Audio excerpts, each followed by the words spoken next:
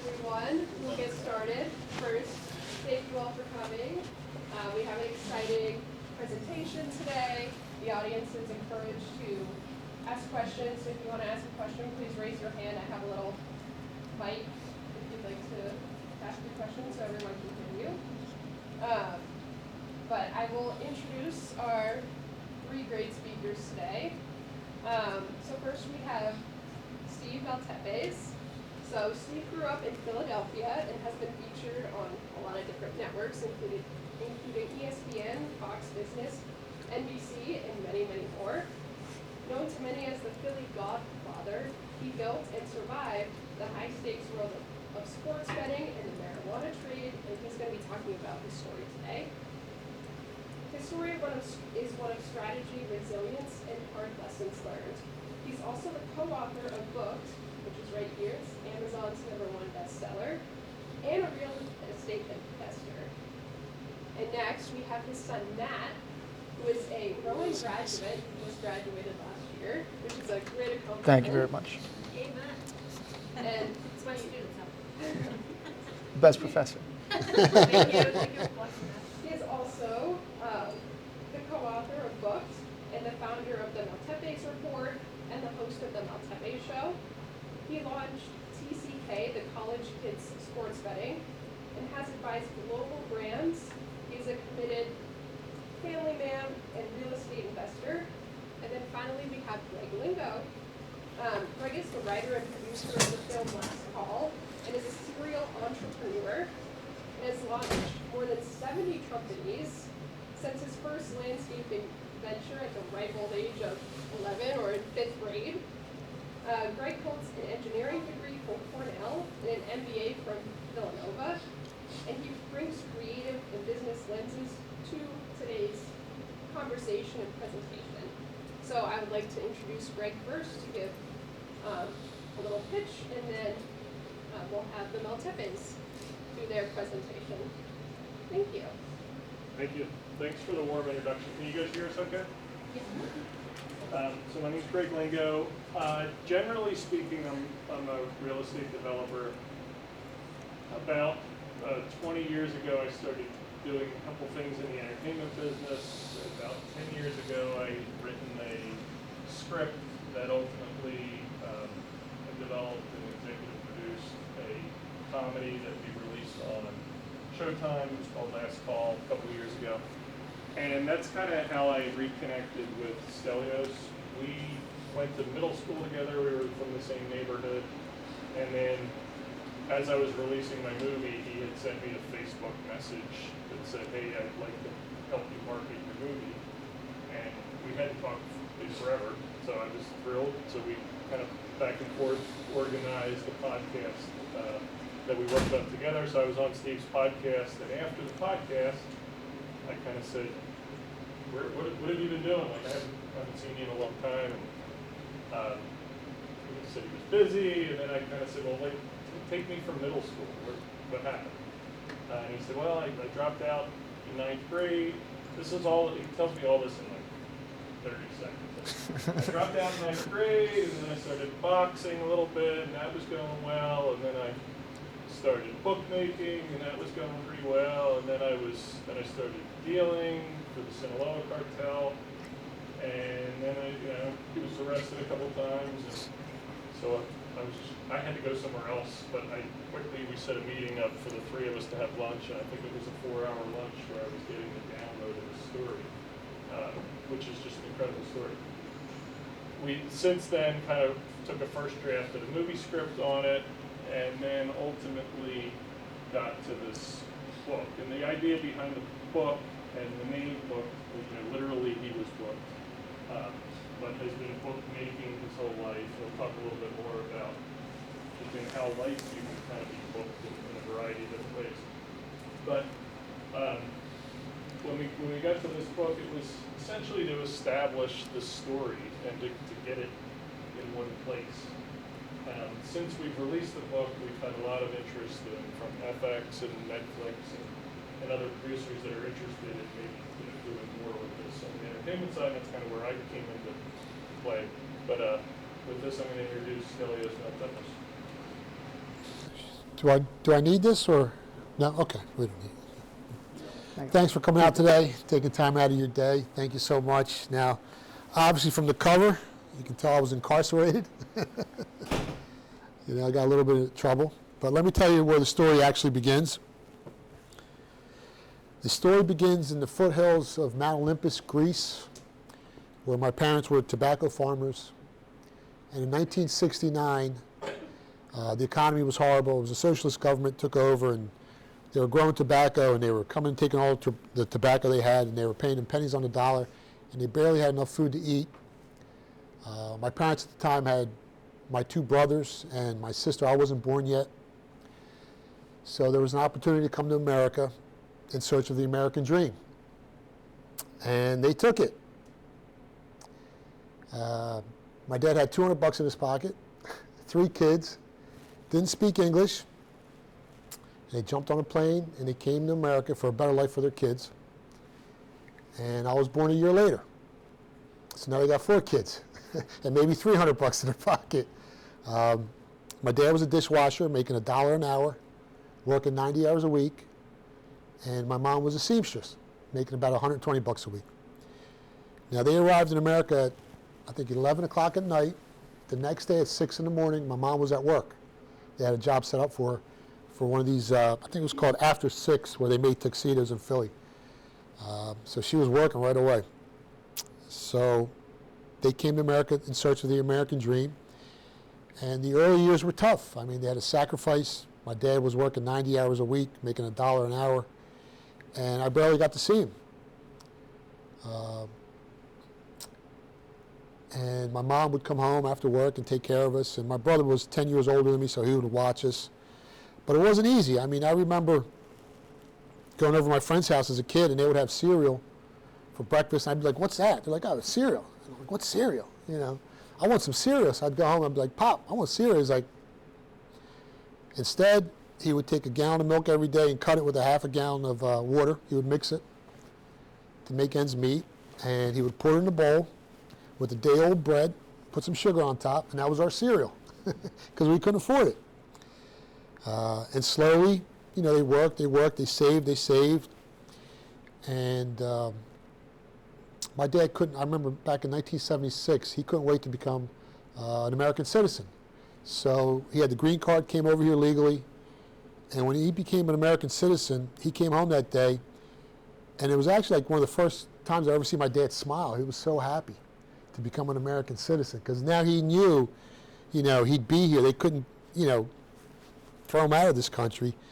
And they worked and worked, and I think when I was about 8 years old, they saved up some money, and they bought a little hot dog cart. So they started selling hot dogs and sausages and meatball sandwiches in Philly. And that was the first time I actually, you know, I started working for my father on the weekends. Anytime we didn't have school, he'd put me in a hot dog cart. And that's where I learned the value of $1, you know. And it was a great experience for me. It was one of the best learning experiences of my life, because you get to talk to people, you get to see people, and everyone would come up and be like, "There's a 10-year-old kid selling hot dogs on the corner in Philly," and they would all come up, and you get to meet a lot of people from different parts of the world. So I learned a lot in that hot dog cart. I learned that, you know, you work hard, good things happen. And slowly, they started making some money. They bought another hot dog cart, and that's when our family started to get a slice of the American dream that they came over here in 1969, 10 years later. They started seeing things, you know, go their way a little bit. And then instead of renting an apartment in the basement on Walton Road, they saved up enough money and they bought their first home. And things started getting better for us financially. But it took 10 hard years of sacrifice and of hard work to finally, you know, get to that point. And, you know, I'd go to school, loved playing sports. School kind of bored me a little bit. You know, back then I had so much energy. The teacher would tell me something and I would tell it back, and I'd be bored. And I just had so much energy. I wanted to go out and experience life, even as a young kid. I couldn't sit still in the classroom. So by 9th grade, I decided I wanted to go to work for my father. And it was tough. He was like one of the hardest people to work for, because he expected everyone to work as hard as he did. So I dropped out of school. and started working for him. And then, it wasn't easy. We'd wake up 4 o'clock in the morning, and we'd get done at like 6 o'clock at night, 7 o'clock at night. Put a lot of hours in that hot dog cart. And then when I was about 18 years old, a friend approached me, and he knew a lot. I was very personal. I knew a lot of people. Things were different back then. You would go to, you'd go out every night. You go to different places. You meet so many different people. And he said, I'm getting these games from Las Vegas that don't lose. He goes, find me some bookmakers. I said, are you sure everyone that gambles loses? I said. He goes, no, these are some real sharp guys, and they make a living betting on sports. And I didn't believe it. He goes, find me some bookmakers, and I'll make you a believer. So I said, all right, why not? So I went out and found him a couple bookmakers to bet with. You got to remember, back then, there was no DraftKings, there was no FanDuels, there was, these bookmakers were mafia controlled, so it's a little dangerous betting with these guys. And after a couple of weeks of, giving the bookmakers they were betting with, every week they would win. And I was like, this has got to be impossible. And they kept winning and winning, and I would get a cut of the winnings. So it was called 20% with a work-off. So whatever bookmaker I gave them, whatever they won, they would give me 20% of it. And there was weeks he won $5,000, $10,000, $20,000 betting with these. And I was and I grabbed him. I go, are these games fixed or something? He goes, no. He goes, these guys, back then, you got to remember, this is 1989, 90. They use computers. They approach it like a market. They got software, a lot of data analysis, and they research these games. And they come out with an educated opinion, and they invest in the sports betting market, and that's how they make money. So that really intrigued me. So I went out and found as many bookmakers as I could. Next thing you know, I'm sitting in a betting office in Springfield, Delaware County with about 40 other guys, and we had 2 phone lines in front of us in a desk. We had our stat paper out, and at that time I had about 15 bookmakers that I had introduced them to. So you put the names of the bookmakers across the top of the stat paper, and the call would come in the office, bet on the Eagles -6. So we would bet on the Eagles -6, and then you would write down how much you got down on the game, how much you bet with it, and you would turn it in. And that's when I first started betting on sports and making a living with it. In the meantime, I was hustling weed on the side here and there. And next thing you know, that started to grow. And I went from selling ounces to selling pounds to selling 20 pounds a week. So now I'm a high school dropout. I'm betting on sports. I start taking action. I start booking bets, and I'm selling weed.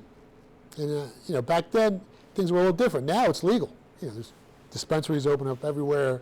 Sports betting's perfectly legal. Back then it was frowned upon. We were kind of like in the shadows.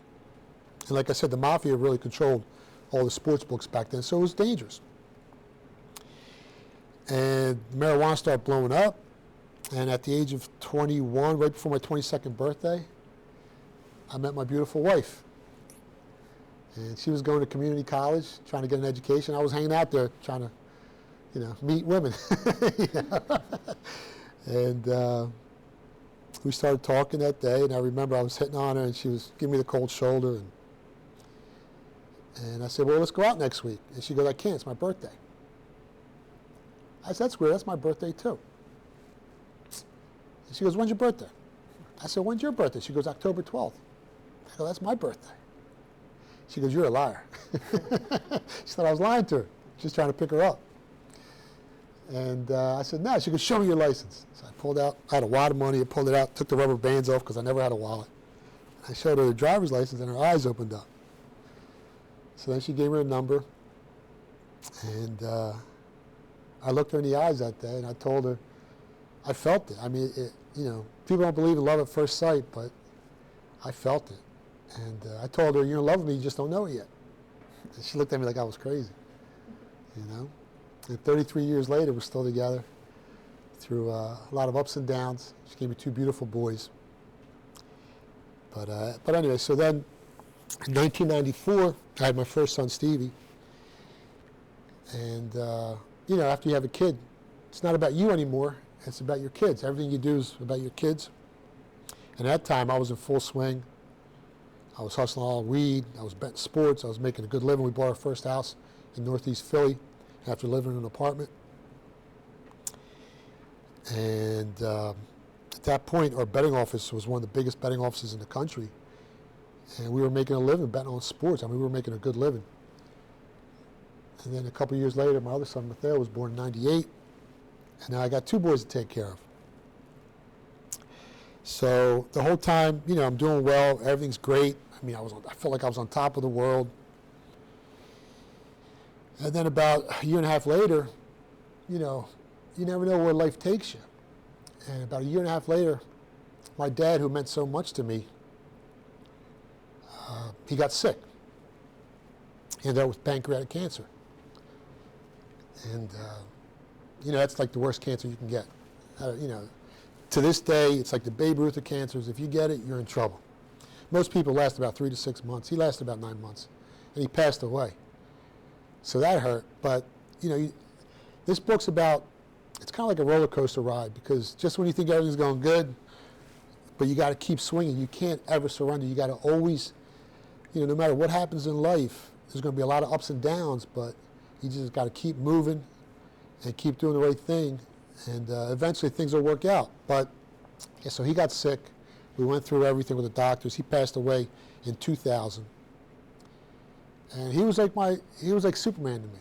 You know, here's a guy that left his country, came to America with nothing, like I talked about earlier, for his kids. And I remember him telling me, you know, when I was in Greece and they were talking about America, they used to tell me the streets were paved with gold. But he goes, I got here and they lied to me. But he said it was better than gold. The streets were paved with opportunity. And he goes, that's all I needed. And that always stuck with me. And his motto was, if you work 40 hours a week and it's not enough, you work 60. Now the key words are if it's not enough, right? He goes, if you work 60, it's not enough, you work 80. If you work 80, that's not enough, you work 100. If that's not enough, you don't sleep, because failure isn't an option. So he was one of the strongest, mentally strong. He wasn't a big guy, he was about my size, about 155 pounds soaking wet. But he had no fear. He was resilient. And he was the kind of guy you don't want to mess with, but he'd give you the shirt off his back, and he loved his family. He was a family man. And when we lost him, that really screwed me up for a while. So after he passed away, I started to get a little deeper with the marijuana trade. And before you know it, I'm in Arizona meeting with a bunch of guys from the Sinaloa cartel. And next you know, I'm not just a marijuana dealer in Philly. Now I'm a weed trafficker trafficking cross country from Arizona to Philadelphia. And the reason was because the profit margins were so much higher.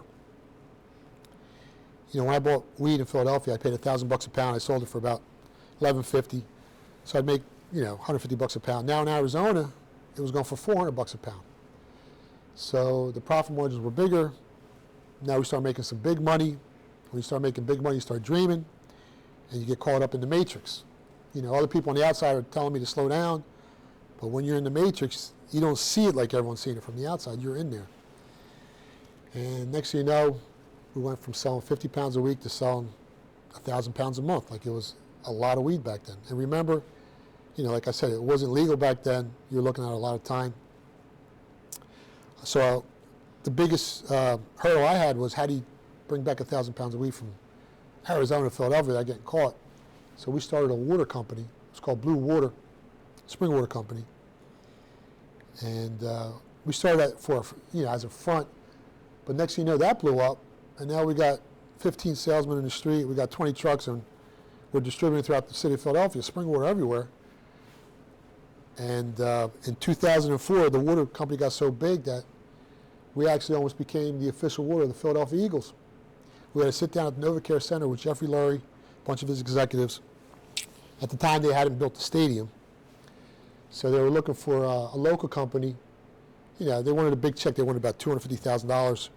And we could put their logo on our spring water, the NFL logo, and we'd become the official water of the Philadelphia Eagles. Thank God it didn't go through, because they would have had some headaches. So, so now we're moving a lot of weed, we're betting a lot of games, and it finally came to a head in April 15th of 2005, which is tax day. I'm in Arizona, I'm bringing back 1,248 pounds of weed, and we get arrested. And now I'm looking at a lot of time. I sat in Joe Arpaio's jail for about 30 days, waiting to get bail. My initial bail was about $2 million, and in Arizona it's cash bail. There's no 10%. So you got to sit and wait for a bail reduction hearing. And we ended up getting the bail reduction hearing down to about $100,000. I posted the bail, I'm out. So now I'm fighting a case against the state of Arizona. You know, I'm looking at a lot of time. I got a family, and that was the first time, you know, I was in the matrix for so long that I wasn't thinking about how deep I had gotten in, and now, you know, it finally hit me. I'm like, wow, I'm in trouble here. You know, how am I going to survive this? I got 2 kids. I got a beautiful wife. I'm looking at up to 20 years in prison.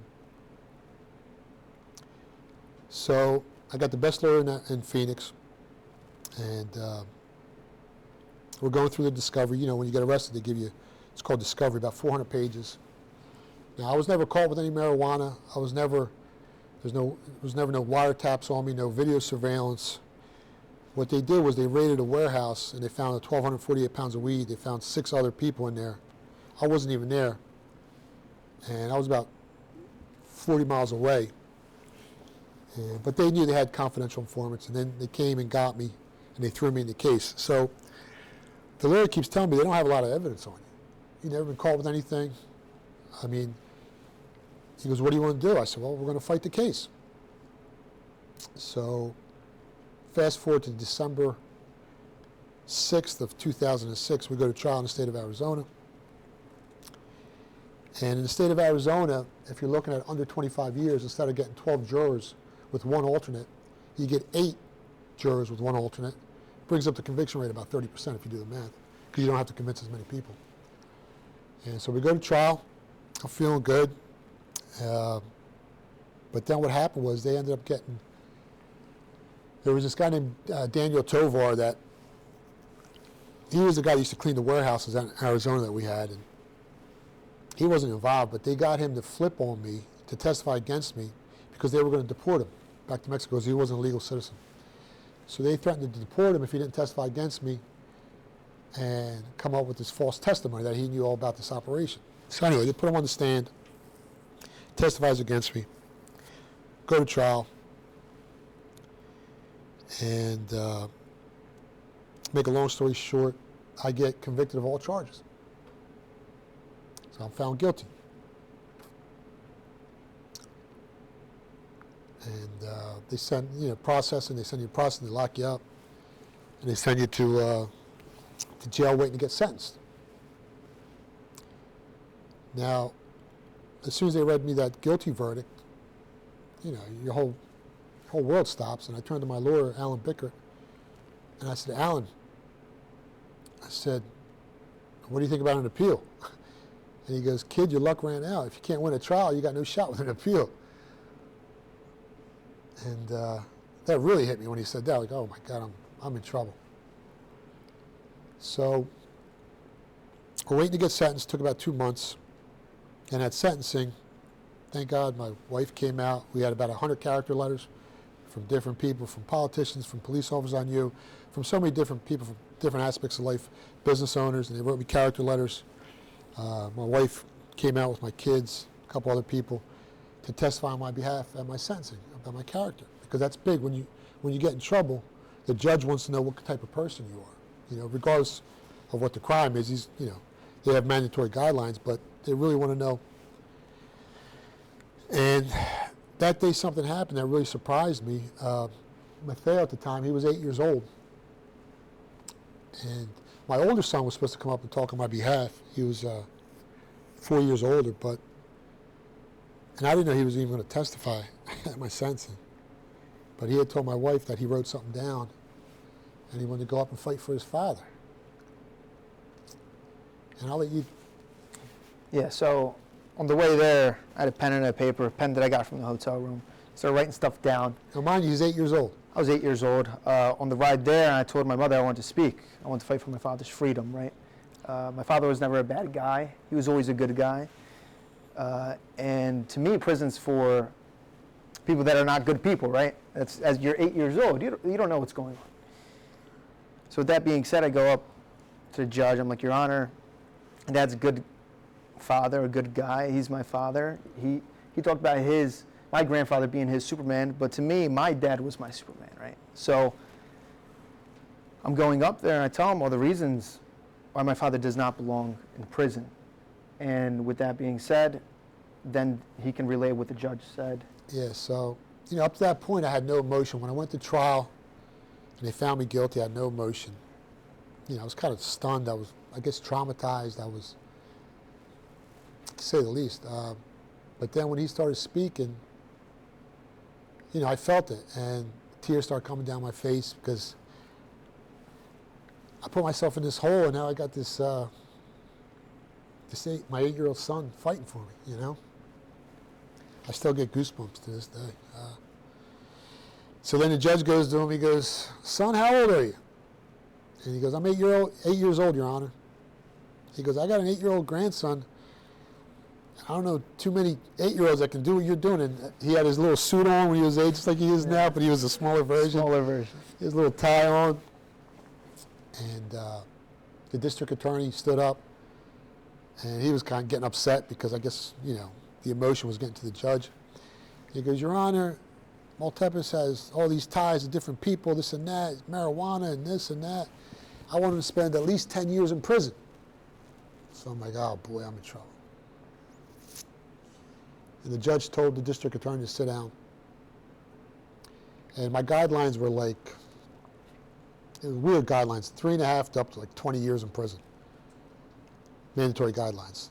And it came down to the discretion of the judge how much time you're going to serve. So that's why character letters are so big and people testifying on your behalf. So he looked at me, the judge, he goes, "Mr. Maltepes, I feel like you shouldn't be here. But you are."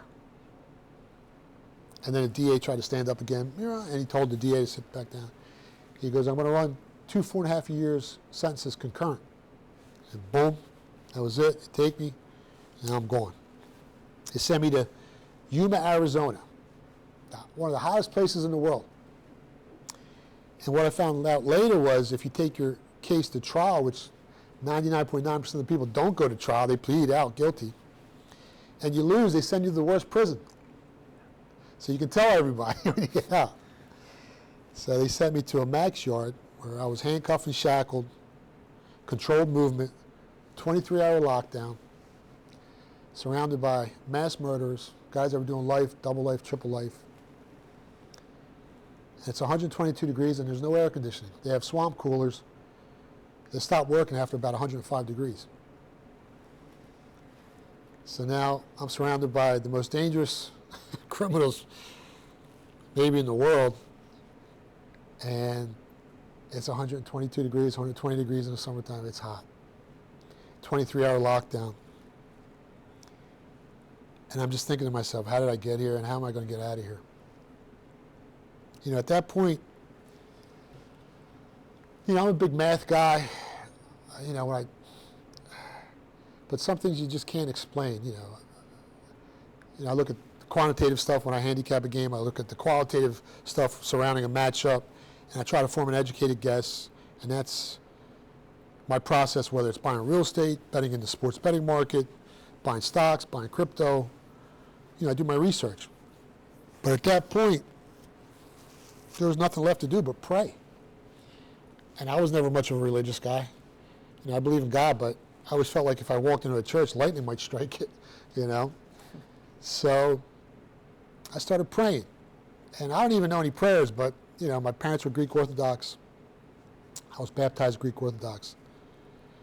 So my prayer was the same every day. I'd say, "God, I don't even know if that's your name, and I don't even know if you're religious. But if you find a way to get me out of here, I'll never doubt you again." I said the same thing every day. And while I was waiting to get sentenced. I actually called my mom's house to talk to her. And I was extremely lucky that day because my brother was there, my older brother Mike, who's 10 years older than me. And he goes, "Are you going to file an appeal?" I said, "Mike, my lawyer said you can't win a trial." He goes, "You're the luckiest guy I know. File an appeal." I said, "Mike, I'm not filing an appeal. I'm just going to do my time." He goes, "Get a lawyer, file an appeal." I said, "Mike, they took all this money from me, millions of dollars." I said, "It's over." He goes, "You're the luckiest guy." He goes, "I've seen you win 20,000 at the casino. I've seen you win at sports." And I never explained to him that we used to count cards down in Atlantic City, and that's why we weren't playing blackjack. I never explained to him that we were getting games from the sharpest sports bettors in the world. One of them was Billy Walters, who's been on 60 Minutes, who's made $1 billion betting on sports. So it wasn't really luck involved. There was a lot of hard work and research and math involved, and that's how we beat the odds. I said, "Mike, the chances of me winning my appeal are slim and none," and Slim left town, man. Like, it's done. He goes, "File an appeal." I said, "You know what?" I just called a lawyer and I hung up. I wasn't going to file an appeal. I was ready to surrender and just do my time. And thank God my brother was there that day. And later on, we ended up hiring a man by the name of Thomas Hoydle, and he filed the appeal for us. So now I'm sitting in prison. I'm in prison for almost 2 months. I'm in prison for almost 2 years. And I would get legal mail every once in a while. And it would just say, "Oh, your appeal's been filed, blah, blah, blah." I'd rip it up, throw it in the trash. No, I got no shot. And then they had transferred me from Yuma, Arizona to Kingman, Arizona, which was a private prison, which was a little bit better, and it was a minimum yard, so I didn't have to deal with all the murderers and killers, because on the max yard, there's no arguing with anybody. If anyone gets in an argument, somebody's dying. So you try and stay away from those people. There's a lot of tension on the yard in Yuma. So when they sent me to Kingman, it was a little bit more relaxed. There was an open yard. And I remember they brought over a bunch of my mail. And on the top, it was legal mail, and I touched it. I went to open it, I got goosebumps. I'm like, I open it. And this was August of 2008. And I read the paper, and it says, "Your case has been reversed and remanded back to trial." So, I went to 9th grade. I didn't know what that meant. But I knew it sounded a lot better than guilty on all charges. So I take it to the, jailhouse lawyer, and I give it to him, and he looks at it. He's looking at it and looking at it. He's looking at it. He goes, "Is this real?" I go, "What's it mean?" He goes, "You're going home, son." I said, "What?" He goes, "Your case has been reversed and remanded back." He goes, "You're going to be out of here in a couple of weeks." I still didn't believe it. He goes, "I've never," and he was locked up for 20 years at the time. He goes, "I've never seen one of these in my life." So it took about a little over a month to process the paperwork. And about 4 days before my birthday, on October 8th, I was released from prison. And I was free, but the case wasn't over yet. Because, like he said, it's been reversed and remanded back to trial. So now I had to post bail to get out again. It was $10,000, but now I'm free. Now, when I got arrested, it was an F2 felony. They had fined me $1.5 million. And now we're going back to trial. So the state didn't want to go back to trial because over the 2-year period I was incarcerated, 2 of the police officers involved in my case were caught planting evidence and had gotten locked up. So they didn't want to go to trial because we would bring him into the court, bring that up. And then they had lied at my court. They lied about some of the testimony, so we had some leverage. You know what I mean? The first deal they offered me when I got out was plead guilty. It's not going to be an F2 felony no more. It'll be a misdemeanor, but you got to pay the $1.5 million fine. So my lawyer's like, "Well, sign the papers." I ain't signing that. I ain't got no money to pay that. How am I going to pay him back $1.5 million? He goes, "Are you nuts? You're free." I said, "Tell him we're going back to trial. We're going to put those cops on stand, and we're going to win, and when I beat him, I'm going to sue him for $10 million. You know, I'm acting all tough. You know. I'm bluffing the whole time, trying to get a better deal. So he's talking to the DA, back and forth, back and forth. They're not budging. So now we're set to go back to trial, I think right before Thanksgiving. And my lawyer's like, you got to take this deal because we're running out of time. And if you go back and you lose again, they might even give you more time. He goes, you're free. Find a way to make it work. I go, Tom, tell him we're going to trial. That's it. He goes, well, I'm needing another $150,000 to go to trial. I said, all right, just let me know when you need it. I was lying. I didn't even have it. So then we're getting ready to go back to trial, and about a couple days before the trial, he calls me, and he goes, you're one hard-headed Greek. He goes, I got him to lift a $1.5 million fine.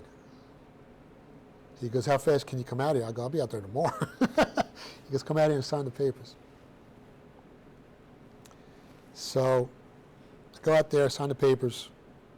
Now, I went from like the second worst felony you can have to a misdemeanor. I got no parole, nothing to walk off. I got no fine. I'm finally a free man.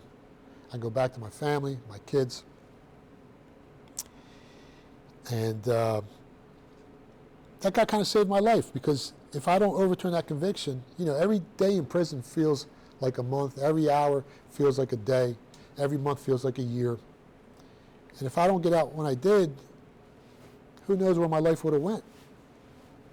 You know, I might have lost my family. If I had to spend another 3-4 years in there, you know, my kids would have looked at me differently for missing all those years of their lives.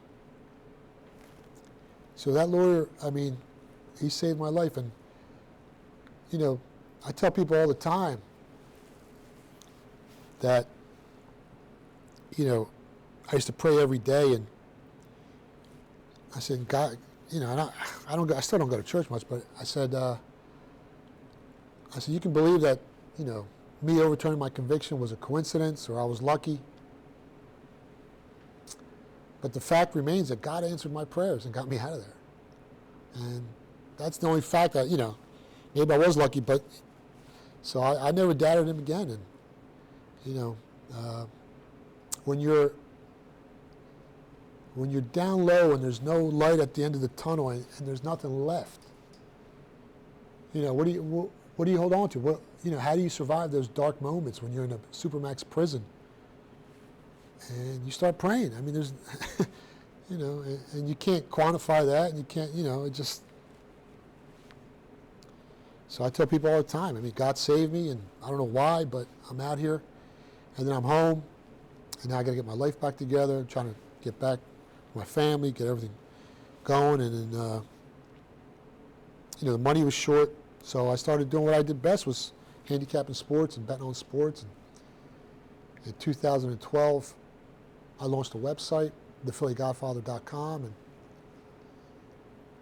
2 years later, that took off, and we became one of the biggest sports betting websites in the world. And next thing you know, I'm doing the biggest TV shows in the country, the biggest podcasts, the biggest radio shows.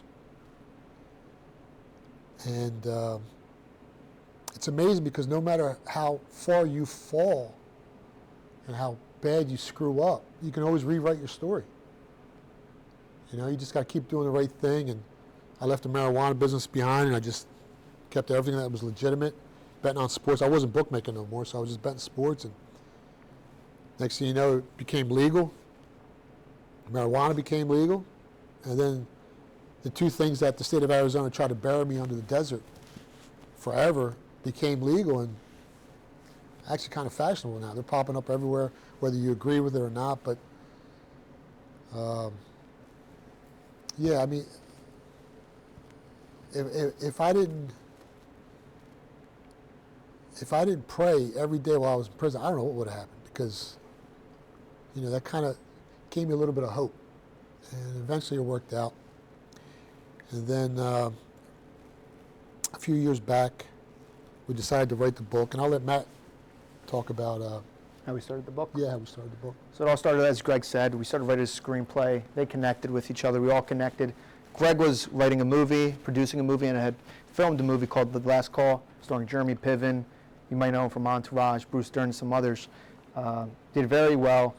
And they ended up jumping on the podcast, connected. Then after that, as Greg said, started talking with my father, had a whole conversation. We haven't seen you in a long time, Steve. What's going on? My dad relayed the message. And over time, what happened was we started writing a screenplay together. And then as the screenplay progressed, we're writing it.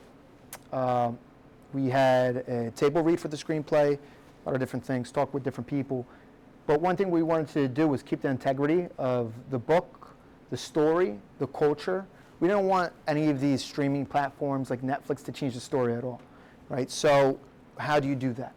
Well, we decided to establish the IP through writing a book. And then after we wrote the book, we didn't expect it to be an Amazon #1 bestseller at all. It just happened. And everybody loved the story. And once that happened, things started to move fast, right? We're speaking at Westchester University, and now I graduated from Rowan University, and I'm back here, and I'm speaking at Rowan University, right?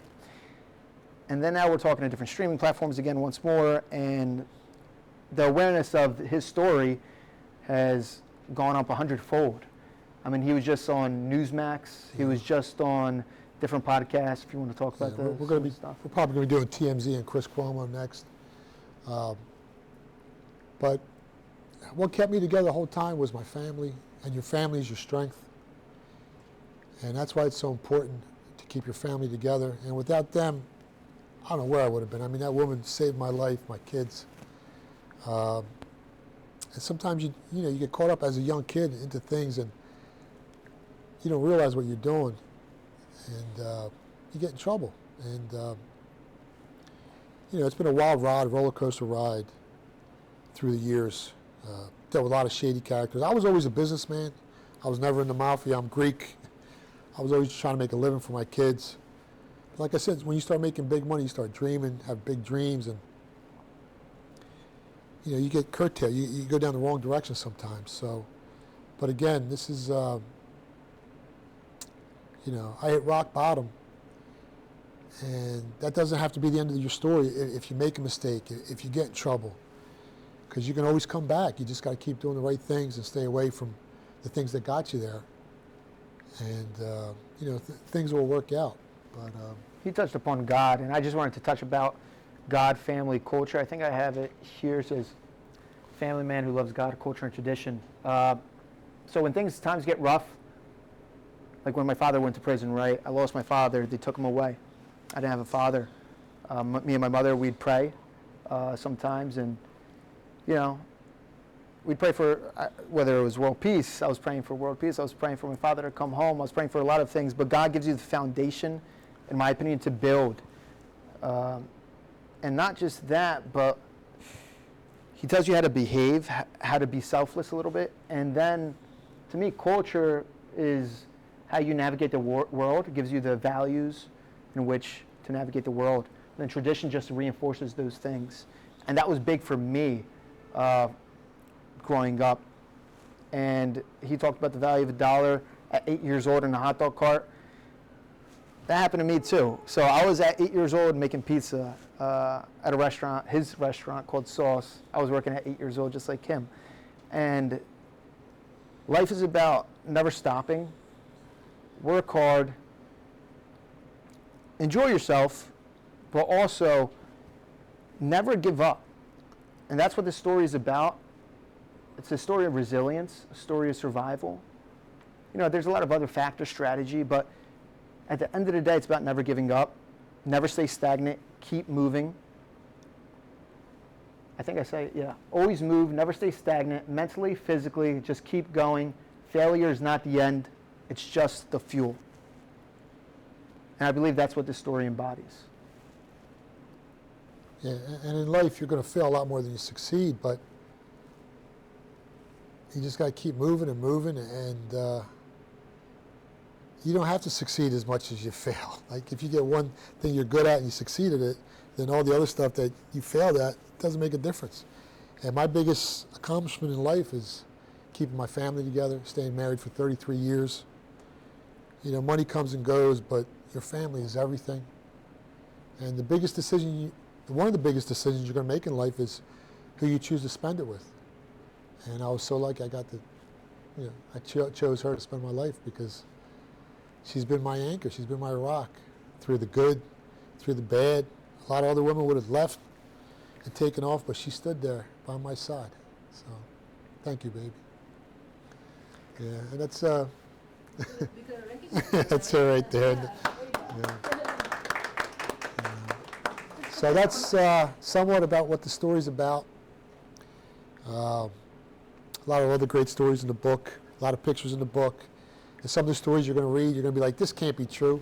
But then you're going to see the pictures, and then you can Google it, and you're going to be like, wow, this stuff really happened. So it's caught the attention of a lot of people in the media. We're working, like Greg said, on a possible series on Netflix and a movie. So if you guys got any questions you want to know about anything. I have a question for you guys. How many of you guys sports bet? Or bet on sports? Anyone? Any hands? A little bit? You got one, you got two? Only two? They're smart on this side. Three? We got three? Corner? Four? No. No? Oh. Well, just a heads up. I know you see FanDuel. How many of you guys have seen FanDuel? Seen it on television, advertisement, DraftKings? Yeah. FanDuel is a $31 billion company. How many of you guys have heard of parlays? You've heard of parlays? Yeah? You guys know about parlays? So how many of you guys do parlays? Sometimes? A little bit? Not really. Anyways, so 70% of FanDuel's bets come from parlays, which make them a $31 billion organization. So just a heads up, I know you guys see a lot of, oh, I hit big on my parlay.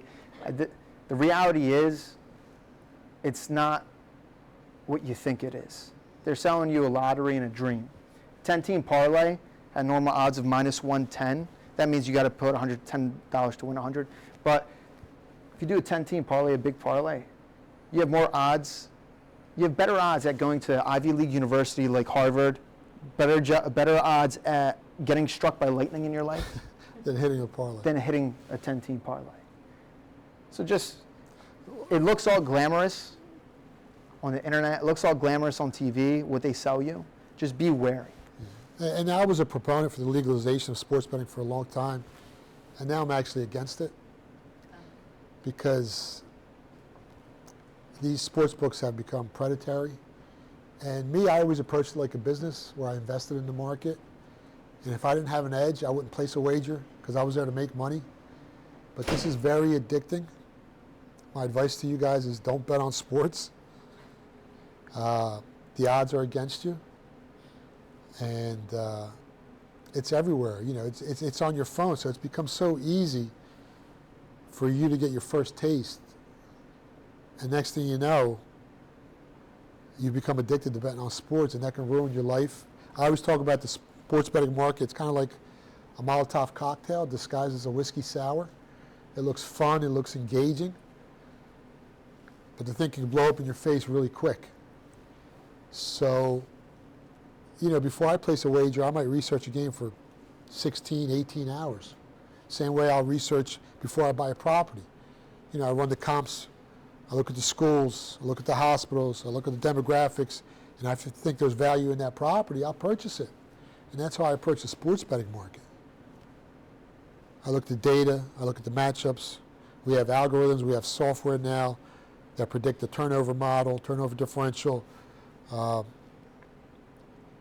if you don't do your research and come up with an educated guess that carries weight, well, you're going to lose long-term betting on sports. So, if you just wake up on Sunday and say, I like the Eagles, and that's why I'm betting them because they looked good last week, that's a recipe for disaster. Especially if you're betting on your team. I mean, anytime emotion dictates your decision-making, you're in trouble. So, if you're thinking about betting on sports, don't, unless you really know the math behind it, unless you learn from someone that knows what they're doing. Because it all starts out as fun, but it can go downhill real quick. And the more I'm reading about these kids in college, these young men, and they're betting on sports, and they're getting depressed, and they're losing their money, and Next thing you know, they're in serious trouble. Depression sets in and bad things can happen. So, I went from being a proponent of the legalization of sports betting, now I'm against it because people don't have the willpower I had. People didn't approach it like a business like I did. So you got to be really, really careful, gambling on anything. I mean, when you go to Atlantic City, every 7 minutes you sit in that chair playing blackjack, or if you're at the roulette table, you lose 15% of your bankroll. They don't build those billion-dollar casinos with their own money. They build it with your money. So, even when we used to count cards, we had about a 4% edge over the house. Now it's lowered to a 1% edge. And we didn't always make money even when we had the odds in our favor. If you go down there and not know what the numbers are, now the odds are against you, you have absolutely no shot of winning money. So be careful when you're gambling at the casino. Be careful when you're betting on sports, because all those sports books want to do is take every penny you have and leave you miserable. So that's one of the things I want to tell you guys. But if you guys got any questions? Yeah, so actually two. One, it makes me think, I guess, what are your thoughts about online gambling now that it's becoming more and more popular, right? We're seeing more of that, they advertise it, they market it in such a way that, it looks like everybody's a winner, Yeah. right? You're all, It's scary. you're always jumping up and down, happy because you won, but. Not about the 100 losses. Everyone highlights the wins. Right. It's very dangerous because it's so oversaturated. It's everywhere you turn, from billboards to TV to the radio. And it's not like the casino. You got to go seek the casino. You got to get in your car. You got to drive. Now it's in your hand, which makes it even more dangerous and deadly to your finances. It's a very slippery slope. And I know they talk about, the tax revenue goes to our infrastructure and our schools and certain pension funds, but those casinos are making billions of dollars. Those online sports books are making big money. Is it worth it? It ruined a lot of lives, ruined a lot of families. Economically, it's crushed people. Ex-owner of the Philadelphia Eagles, Leonard Toews, back in the 80s, he lost his fortune at the casinos. They're not your friend. That's why they give you a free $10 bet, or they give you a free room at the casino. Free cocktails. They want you free cocktails. Keep drinking, keep firing. So now, if you approach it like entertainment, it's going to pay like entertainment. And by that I mean, if you go to a concert and you spend $200 for a ticket, after 3 hours, your money's gone. You had a good time, okay? But you can't go to a concert every 2 seconds. Yeah. With sports bet, you can place another bet every 2 seconds. You got to be careful. So if you want to bet one game, for entertainment, you bet $30 and you're watching the Eagles and you have fun and you're invested in the game and you're cheering, it's okay. But be very, very careful because it's extremely addicting. Do you have any thoughts or comments about the recent case with sports? Oh, the betting, Terry Rozier. NBA and any? I just talked about that on Newsmax. You have two players, Terry Rozier and Chauncey Billups, who earned over $270 million in their career. And the one guy's on a $100 million contract, making $25 million a year. And the one guy's fixing games for the betting prop bets. And the other guy's inviting his friends to play poker, and the poker games are rigged. I don't know whether some people just like taking a bite of the forbidden apple, or it's titillating to them to try and get over. I don't know. Like, I can't fathom it. I would never, but here's two guys that risk their careers, are going to lose their careers. They're done. Chauncey Billups will never coach in the NBA again. Terry Rozier will never play in the NBA again over gambling. Two guys that made they're risking $270 million that they made in a lifetime For an extra couple bucks. for an extra couple dollars, for maybe the excitement of, fixing the game. Tripping over nickels to pick up a penny. Yeah, it doesn't make any sense. And all these scams and all these match fixing things, they all have an expiration date, and people eventually always get caught because, if more than one person knows something, it's not a secret no more. Yeah. And now they're facing jail time. Now they're facing some serious consequences. So, and it's worse than the college level. College kids don't have the money they did. So if someone approaches a star athlete, now they're getting paid these days, some of the bigger athletes, but some of the lower level ones, we'll give you 50 grand, don't catch 2 more passes. It's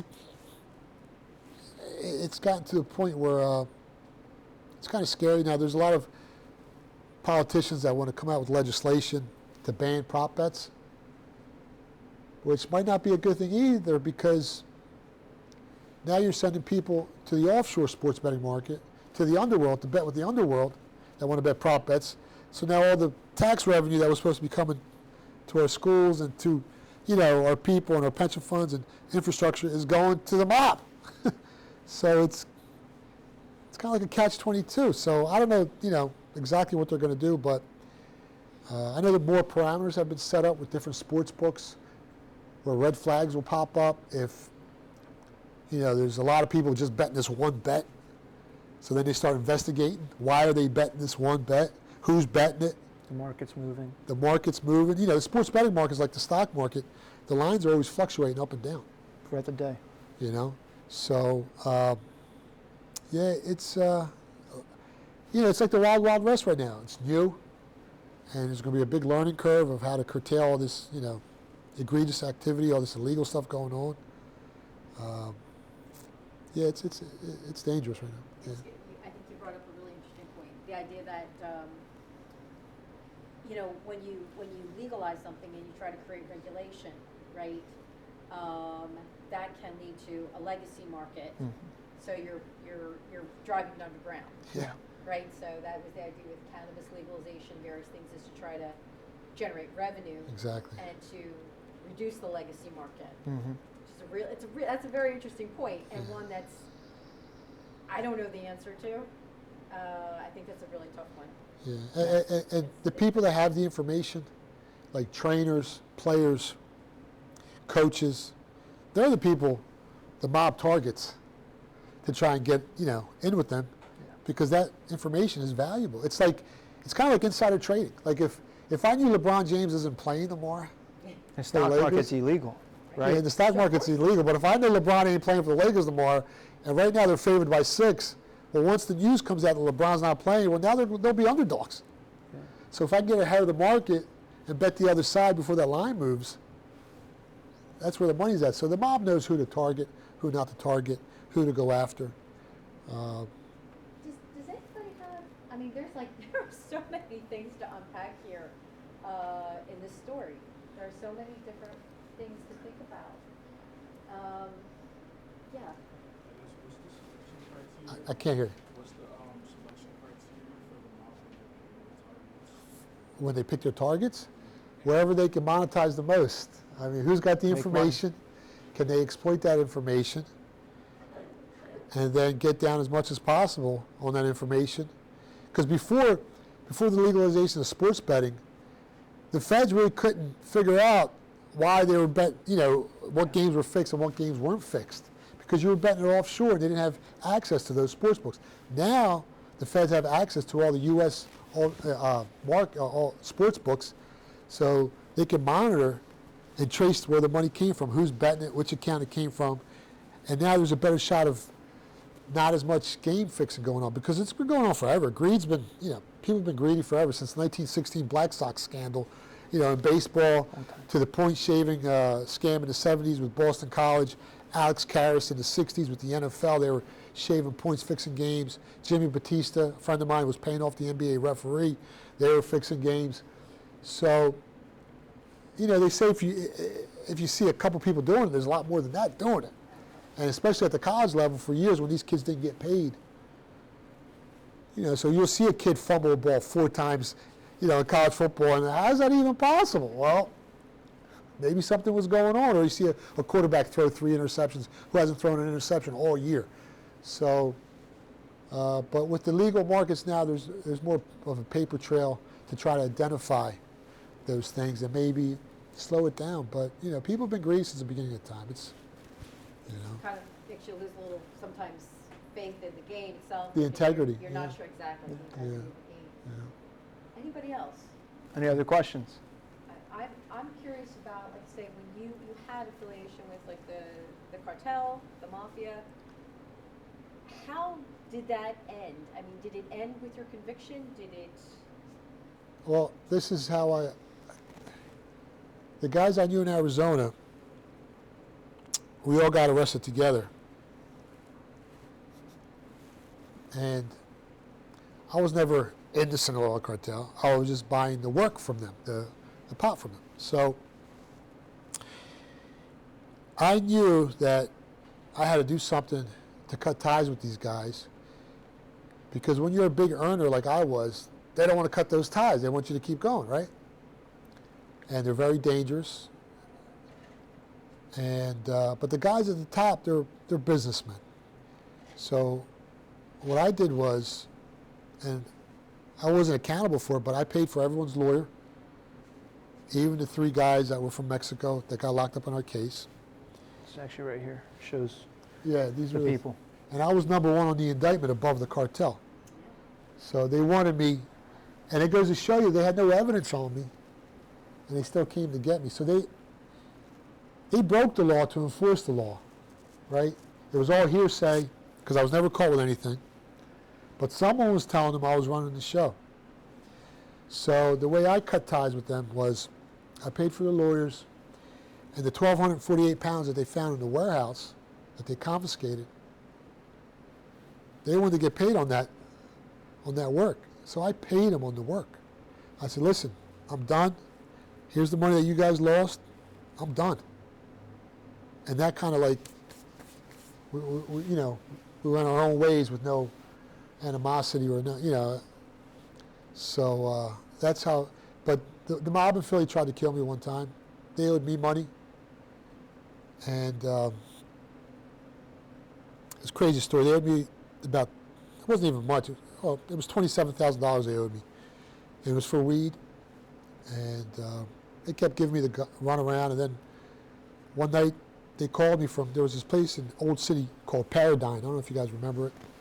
It was a club, and it was always packed like sardines. And the music was so loud that I could be standing this close to you, and you could barely hear what I was saying. That's how loud the place was. And the place was popping. I mean, it was. So they called me one time. They're like, we're at Paradigm. Come down. We want to see you. So I thought they had my money. So at the time I had a new vet. I pulled up, valet parked the car, went inside, went up to the bar. I saw the guys that had called me. And I could barely hear what they were saying. The place was just, a bomb could go off and they wouldn't hear it. So the one guy goes and gets in my ear, and I talk about it in the book. And there's a documentary now on Netflix, Mob Wars, Philly Mob Wars. If you guys, a few of those guys were the guys that owed me money.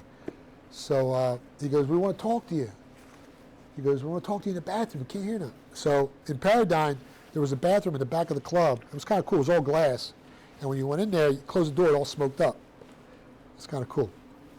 So I start walking towards the back of the club, and then the one kid grabs my arm and goes, no, not that bathroom. There's a bathroom in the basement. So right away, my antennas went out. I go, the basement? I'm thinking to myself. So we turn around. The one kid goes down the steps first, and the basement was on the other side of the bar. He opens the door. The other kid goes down the steps. I look down the steps. I turn right back around. I went to the bar. I took a $100 bill, and I'm flashing at the bartender. I go, 2 shots of Jameson. So he's like, what? I said, come on. I give him a $100 bill, 2 shots. I take 2 shots, and then I'm about to leave the place. And the other associate they had was sitting there. They're like, comes up, yo, they're in the basement. I go, yeah, I got to go. My kid's sick. And I just left.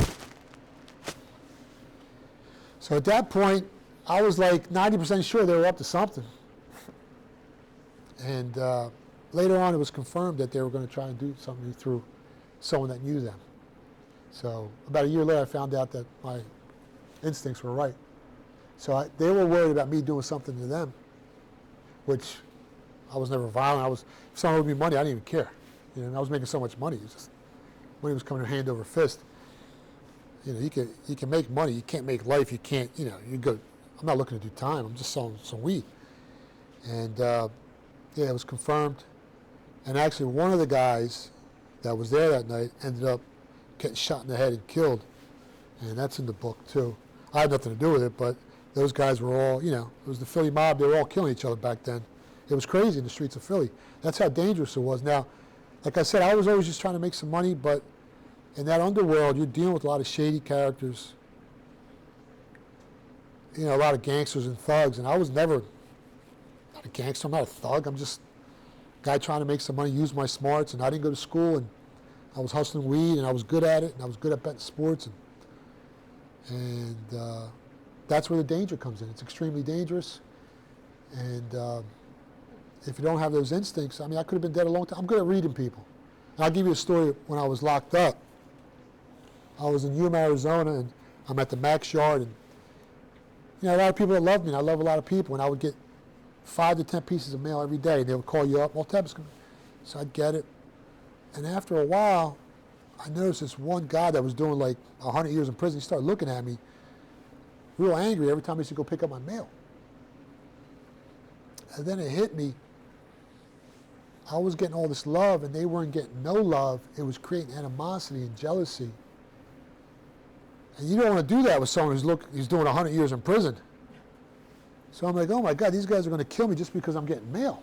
How do I flip this on its head? Because the whole book's about how do you flip the odds in your favor. Because you're booked Because you're booked, right? from the start. Yeah, from the beginning. I mean, when you place a wager, you're like getting passed booked around. by a sports book. When you get locked up, you get booked.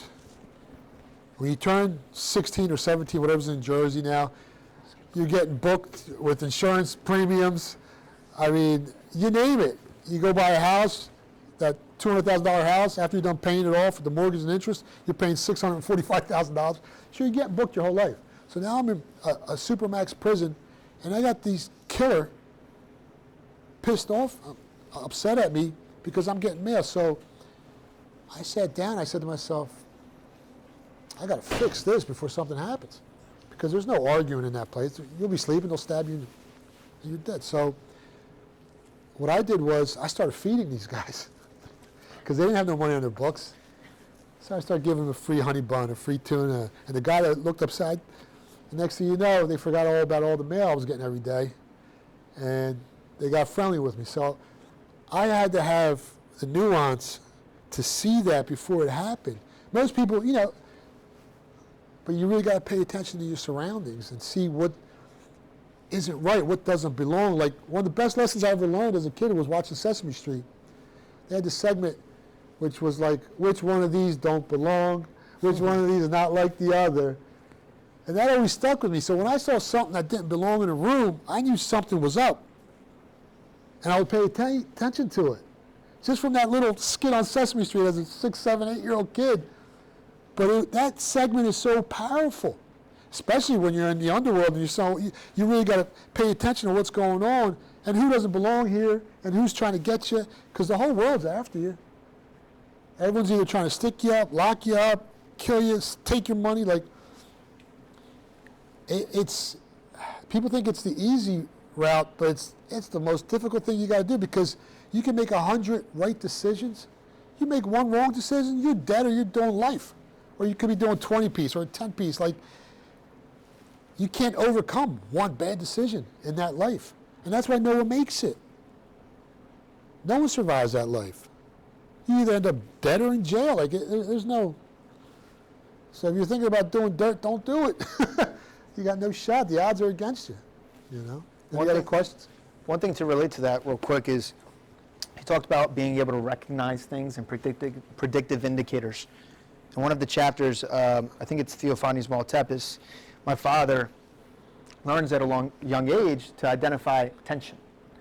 So with that being said, one day he was at a bar at night meeting up with some people, but he starts noticing certain things, right? This person's yelling on the phone. Another person, he sees a mean look on his face, right? He starts identifying A lot of tension. There was a lot of tension. a lot of tension, right? So with that being said, he was like, you know what? There's so much tension here, something's going to go off. He decides to leave, right? Right where he was parked up, he gets a call the next day that someone else parked in that same spot, and there was a whole bunch of bullet holes in that car. Yeah. So Big gunfight broke out, and where my car was parked, when I left, I gave an Irish goodbye. I didn't even say nothing to anyone. I just left because I felt so much tension inside the bar. The bar was La Taina, It was at 4th and Cumberland in North Philadelphia. And I leave, the next day I get a phone call from my friend Rob. He goes, man, there was a Ford Bronco that pulled up after you. He goes, there ended up 9 bullet holes in that car. There was a big gunfight that broke out. So when you see things people are, when you see a lot of tension, you just got to get up and leave, you know. Eddie, you were going to say something? Talk to your younger self. What advice would It's a good one. Man, it's so hard because, you know, now it's like Monday morning quarterback, right? You're looking back, and now I'm more calm. I'm more reserved. I learned patience in prison. You learn patience. You know, when I was a kid, and, you know, I want to say, go to school, do things the right way. But sometimes that's not for everybody. Maybe I should have learned a trade. Maybe I should have stuck with the hot dog cart. It would have been a lot easier for me. And I've done so well. Like, I've always owned businesses. And you name the business, I've owned it. I'm blessed. I'm pretty good at math. I'm really good at identifying value in things. Everyone knows the price of everything, but the value of nothing. So, but that's what I'm really, like, things that are important, things that carry weight. I would have never went out to Arizona. I should have never sold weed. I mean, even the sports betting stuff could have got me killed back then because the mob controlled all the sports books. Don't put yourself in harm's way. I was in the middle, surrounded by sharks. Every second of my life was like a gamble back then. It just, you know, I was young. I was 18. I was strong as an ox. I was benching 400. So I was boxing since I was 8. Like, you couldn't tell me nothing at that age. I was a different type of person. So for me, looking back now, yeah. But when you got all that testosterone going and you know, if you told me to go through that wall, I would have went through that wall. That's how confident I was of who I was. And it was hard. I wish I would have listened to my father, you know, because he used to tell me where you are once was and where I am, you know, you will be. And listen to me. And my parents were so amazing that, like, they would tell me, you know, you got to stop. But when I got in trouble, he was the first one to come help me and not tell me I told you so. You know, I got in trouble in 1997, and I had to do some work release in Delaware County Prison. And my father used to go pick me up every day at 7 o'clock in the morning, bring me downtown to our business, and then at 7 o'clock drive us back. And he was the only father doing that. Everyone else had to take a bus. And I looked around, I go, wow, this guy's amazing. His whole world was us. You know, so, yeah, obviously, you know, don't put yourself in harm's way. Do things the right way. You know, maybe school's not for you, but maybe a trade or open up a business or, you know, these days the internet's huge. I mean, I got one of the biggest websites in the world, and I look at my heat map of where all my customers come from. I got customers all around the world. So if you can find something that offers value to people and either help them with it or sell it to them, you can make a lot of money. You know, so the computers, AI, quantum, that's the future. You know, Tesla's coming out with all these robots, AI robots, and I mean the companies that work with Tesla, maybe you want to get into those fields because that's going to be the next industrial revolution. That's where all the money's going to be.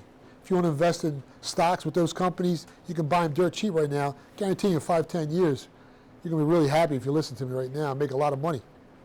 You know, so do your research, do your homework, no matter what it is, and give it your all and be the best you can be, and that's all you can do.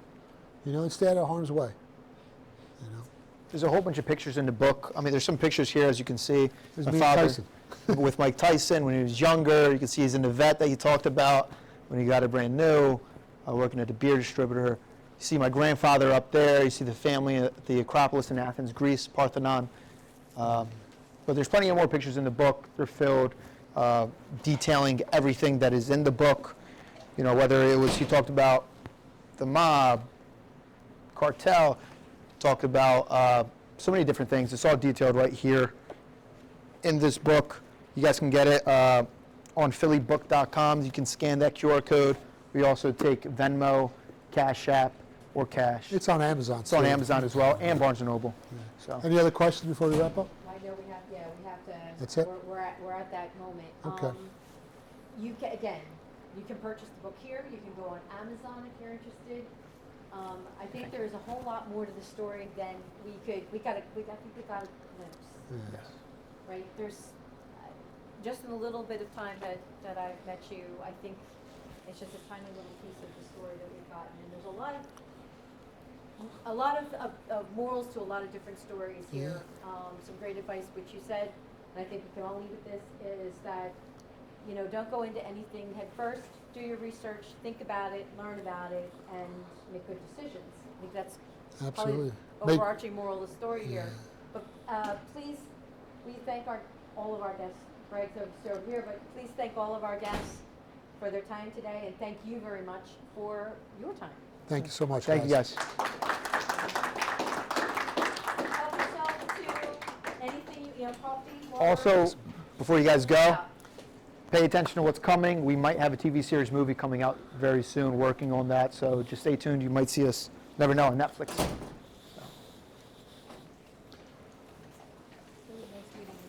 Nice meeting you. Pleasure. Oh, man.